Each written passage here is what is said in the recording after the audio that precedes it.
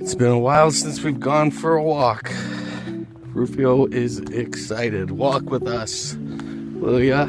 I always thought that when I started using substances on a regular basis as a form of self-medicating, I would always look at that as the beginning of my self-destruction.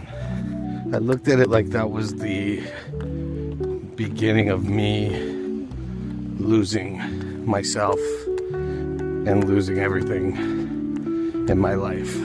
Now, it wasn't until recently that I realized that I lost everything way before I ever touched substances. What is everything?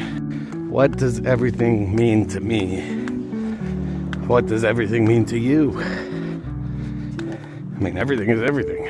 I guess when I turned to substances to self-medicate, that's when I started to lose the physical things in my life.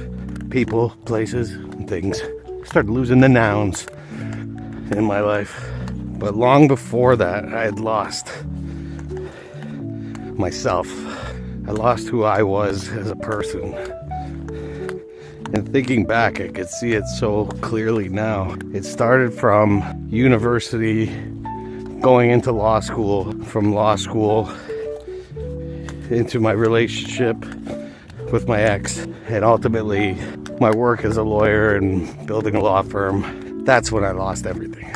I don't care about things. Everything to me is who I am. You lose that, then you're just an empty vessel. I didn't want to play guitar anymore. Not because I didn't want to, because I felt like nobody wanted to hear me play. I felt like I wasn't good enough.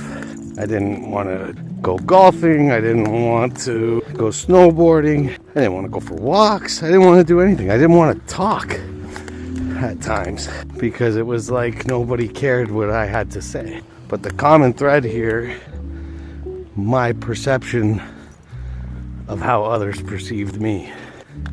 I did not have an opinion of myself.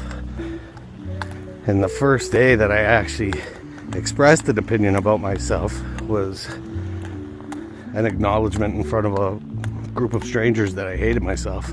A subconscious reaction. I didn't consciously think to say that. It was the first time I became conscious of my subconscious actions. My addiction wasn't hurting me, it was helping me when no one else would, including myself. And when you don't help yourself, the more experiences you face where others don't help you in the way that you need help, it reinforces the need for that addiction, if you want to call it that.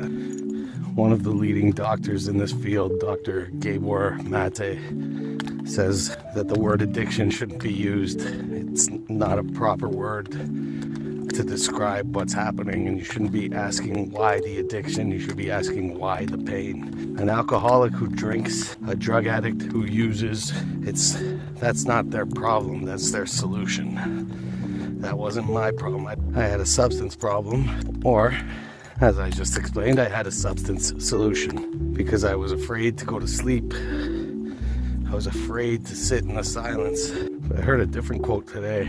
I wouldn't trade my best day using for my worst day sober. Now, if you're currently using, that makes absolutely zero sense to you, because when you have a sober day, you are panicking, you are freaking out, you are on edge, you are anxious, you are shameful.